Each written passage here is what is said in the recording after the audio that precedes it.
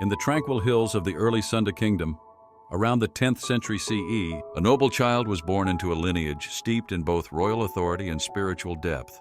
This child would be named Rakeyan Wulung Gadung, a name that carried layers of meaning in the Sundanese cosmological and linguistic tradition. Rakeyan denoted nobility or royalty among the Sunda elite, signaling his position within the upper echelons of dynastic society. His birth was said to coincide with an eclipse, an omen interpreted by the palace sages as a signal of transformative times ahead. The child was raised in the inner court of the Sunda Galuh dynasty, nourished by both spiritual mentors and martial instructors. His father, a minor prince of a cadet branch of the royal house, was known for his uprightness and devotion to the kingdom, while his mother was a priestess of ancestral rites, a woman held in awe for her clairvoyant abilities. This union gave Wulung Gadung not only a direct connection to the royal lineage, but also a mystical aura that would follow him into adulthood.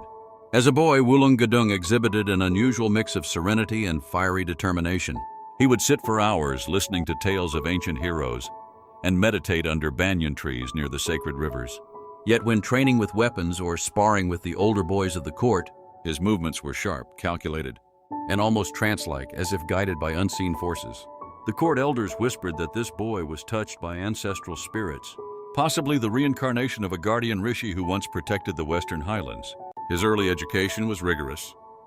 He was trained in the ancient knowledge systems of the Sundanese elite, including the recitation of mantra, the laws of dharma, and the secrets of nature and healing plants. He became especially interested in sacred geography and the ley lines believed to connect holy places throughout the kingdom. From an early age, Wulung Gadung could recite the names and histories of the sacred mountains, lakes, and rivers, and he often traveled with shamans to perform offerings in those places, earning him further respect among both spiritual and noble circles. By the time he reached adolescence, there was no question that Wulung Gadung was destined for leadership. His aura was commanding, and the omens around him never ceased. His name, often recited in ceremonies with reverence, became a symbol of hope for the next phase of Sunda's destiny. As the kingdom faced increasing tensions from outside pressures and internal disputes, many began to see in the young Rakeyan a future ruler who could restore balance and deepen the sacred bond between the kingdom and its ancestral spirits. As Rakeyan Wulung Gadung came of age, the political environment in the Sunda kingdom was fraught with uncertainty. The aging king, a distant relative, had no male heir strong enough to command unity among the various noble clans and spiritual factions. The kingdom, stretched between the western coasts and the inland highlands, faced both external threats and internal fractures. Local lords were growing restless, and there was increasing need for a leader who could unify both the warrior nobility and the spiritual elite. Wulung Gadung, already renowned for his wisdom, charisma, and deep spiritual connection, emerged as a natural contender for leadership. He was not the eldest among his generation, but he held something more valuable: legitimacy through both royal blood and the blessings of the realm's religious authorities. As uprisings flared in the eastern borderlands and trade caravans reported disturbances in the port cities, the court elders began pushing for Wulung Gadung to assume power, even if it meant bypassing others in the line of succession. His ascension was marked by a unique coronation ceremony held at Gunung Padang, a sacred megalithic site believed to be one of the oldest spiritual centers of the Sundanese world. During the rites, shamans and priests invoked the spirits of past kings, and Wulung Gadung swore his oath not only to rule with justice, but also to safeguard the spiritual integrity of the land. His enthronement merged tradition and innovation. He emphasized both the warrior virtues of kingship and the meditative stillness of a spiritual guardian. Early in his reign, Wulung Gadung undertook what became known as the Silent Pilgrimage. For 40 days, he traveled in disguise across the kingdom, visiting forests, temples, markets, and remote villages. This journey allowed him to see the kingdom with unfiltered eyes, understanding the lives of commoners, farmers, and forest dwellers. The insights gained during this journey deeply shaped his policies, especially in matters of agricultural reform, temple restoration, and the decentralization of certain court powers to local spiritual leaders. By the end of his first decade on the throne, Wulung Gadung had become more than a king. He had become a cultural symbol. Artists composed epic verses praising his deeds, while stone carvers etched his likeness into temples built under his patronage. Yet, beneath the glory, he remained disciplined and humble, often retreating for days into the hills to meditate, reminding his court that true power must remain anchored in sacred purpose. The reign of Rakeyan Wulung Gadung is remembered as one of profound harmony, not only between humans but also between man and nature. The court and the clergy, the seen and the unseen. As monarch, he believed that a kingdom's strength did not merely reside in the sharpness of its swords or the size of its armies, but in the vitality of its culture, the wisdom of its traditions, and the spiritual balance of its people. Under his patronage, Sunda experienced a golden age of cultural expression and spiritual revitalization. His most lasting achievements was the founding of the Mandala Wulung, a network of spiritual learning centers spread across the kingdom. These centers taught not only scriptural wisdom and sacred chants, but also astronomy, herbal medicine, ethics, and history. These mandalas became sanctuaries for both monks and warriors, who were expected to train their minds as well as their bodies. This synthesis of knowledge and discipline helped unify diverse societal roles under a shared cultural vision. Architecturally, his era witnessed a transformation of sacred space. Prabu Wulung Gadung oversaw the restoration of ancient megalithic sites, the construction of multi-tiered wooden temples with symbolic carvings, and the planting of sacred groves. Each region of the kingdom was encouraged to construct a local pasaban or open court, where villagers could gather, hold ceremonies, and even voice concerns. This decentralized spiritual engagement brought a sense of dignity to distant regions and reinforced loyalty to the crown. His royal court was home to poets, philosophers, sculptors, and seers from far and wide. The court chronicles compiled during his reign, such as the now-lost Karita Wulung, are said to have detailed not only royal edicts, but also cosmic observations, myths, and mystical dreams recorded during meditative trances. These writings shaped the Sundanese worldview for generations, and although many were lost to time, fragments survive in oral traditions and stone reliefs scattered across West Java. Despite this flourishing, Prabu Wulung Gadung remained vigilant. He maintained a disciplined military, composed not just of trained soldiers, but of spiritually initiated warriors, known as the Pasukan Siliwangi Wulung, who were sworn to defend the kingdom with clarity of heart and fearlessness of mind. These elite forces were said to possess supernatural stamina, able to move unseen in the forest and summon nature's power during battle. Peace reigned, but it was safeguarded by an ever-ready spiritual force. Despite the golden age of his reign, not all was tranquil in the time of Rakeyan Wulung Gadung. Like the dual nature of day and night, the balance he cultivated inevitably attracted forces that sought to disrupt the harmony. In the northern edges of the Sunda realm, conflicts arose with rogue warlords and mercenaries influenced by foreign traders who saw the kingdom's spiritual disposition as a weakness to exploit. These adversaries tested Wulung Gadung's ability not only as a philosopher king, but also as a seasoned tactician.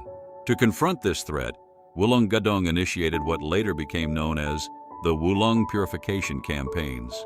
However, unlike campaigns of old that left lands scorched and spirits broken, his approach involved minimal violence and heavy emphasis on conversion, both spiritual and cultural. He would often send monks and sages ahead of his forces to preach unity, offer blessings, and hold public readings of ancient Sundanese cosmology to reconnect wayward communities to their roots. The effectiveness of this soft conquest astounded both ally and enemy alike. At the heart of his strength lay his sacred heirlooms. Chief among them was the legendary Kujang Wulung, a rare, blackened variation of the iconic Sundanese blade, forged not with mere iron but from meteorite or said to have fallen during his birth.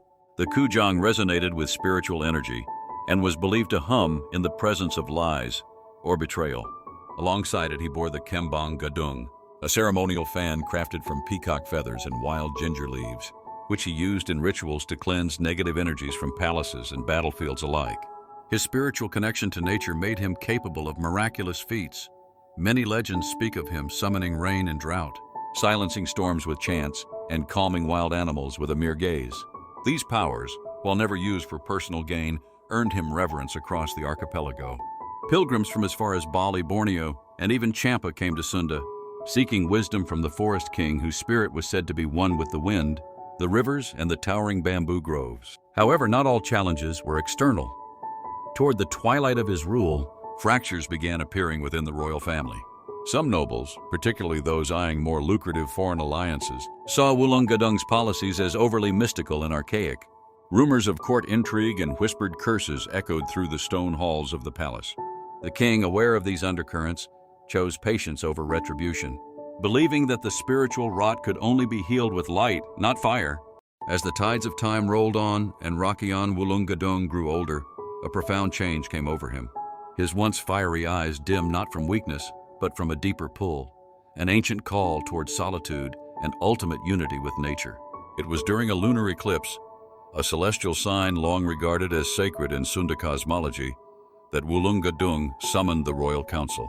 In a voice weathered but resolute, he announced his decision to abdicate the throne. Rather than hand over power to the most politically powerful noble, Wulung Gadung chose a successor from among the spiritually awakened, a young prince trained under his direct guidance in both governance and inner alchemy. This successor, whose name has since faded into legend, was said to possess both the mind of a ruler and the heart of a monk, much like Wulung Gadung in his youth. The king's choice shocked the court, but few dared oppose him openly. After the ceremonial transfer of power, Wulung Gadung left the capital not with a procession, but with only 3 companions, a priestess, a hunter, and a healer. They retreated into the sacred groves of Mount Sawal, where the king built a bamboo hermitage said to sit directly upon a spiritual ley line that connected the heavens to the underworld. There he embraced the life of a hermit sage, practicing deep meditation, fasting rituals, and communion with the unseen realms. Even in retirement, his influence did not wane. Disciples and travelers sought him in the forests, bringing offerings, dreams, and questions. Sometimes he answered in riddles, other times he simply smiled and vanished into the mist. The Kujang Wulung and Kembang Gadung were said to be buried beneath the roots of a massive banyan tree near his hermitage, never again wielded, but eternally watching. Toward the end of his days, Rakeyan Wulung Gadung became more legend than man. Stories spread of how he could transform into a white tiger, speak in the voice of the wind, or appear in multiple places at once. While no definitive record exists of his physical death, it is said that during a solar eclipse, birds in the forest fell silent and flowers refused to bloom. Locals believe that was the moment his soul merged with the spirit of the forest, becoming one with the very land he loved and protected. The legacy of Rakeyan Wulung Gadung endured far beyond the final breath of his mortal body, if such a moment ever truly existed. His teachings, etched in symbolic verses and carried orally by forest hermits and royal scribes alike, became foundational in the spiritual political philosophy of the Sunda kingdom for generations. More than a ruler, Wulung Gadung was revered as a Maharishi, a sage king whose vision of leadership integrated ecological stewardship, mystical insight, and royal authority. In the centuries that followed, pilgrimages to Mount Sawal became common among Sundanese mystics and seekers. His hermitage, though overgrown and swallowed by vines, was said to pulse with a silent energy. Several rulers claimed to receive visions from Wulung Gadung in dreams, visions that guided them through plagues, invasions, and court conspiracies. Some believed his spirit protected not only the forest, but the entire Sunda heartland. Artifacts attributed to him, such as stylized representations of the Kujang Wulung, were housed in royal shrines, while wild Gadung flowers were cultivated near sacred springs, believed to have sprung from his footsteps. Forest temples built in circular formations, mimicking the patterns he taught, became centers for esoteric learning, integrating pre-Hindu animist beliefs with evolving Sundanese cosmology. The twin disciplines of martial training and meditative stillness, championed by Wulung Gadung, were institutionalized in elite warrior circles known as the Wisesa Mandala. In modern geography, the influence of Wulung Gadung survives in place names, Gunung Gadung, Saiwulung, and even in oral proverbs. Local communities still tell tales of a wandering white tiger with a black-gold mane appearing before major floods or forest fires, warning those who still remember the old ways. Environmental activists in West Java have even cited Wulung Gadung as a historical symbol of harmony between human society and nature. Thus, Rakeyan Wulung Gadung remains not merely a figure of the past, but a living memory encoded into the very soil, rivers, and myths of the Sundanese people. He was a king, a warrior, a sage, and a spirit, a bridge between the visible and invisible, between power and peace. His reign might have ended in silence, but his echo will always be heard in the whispers of the forest wind.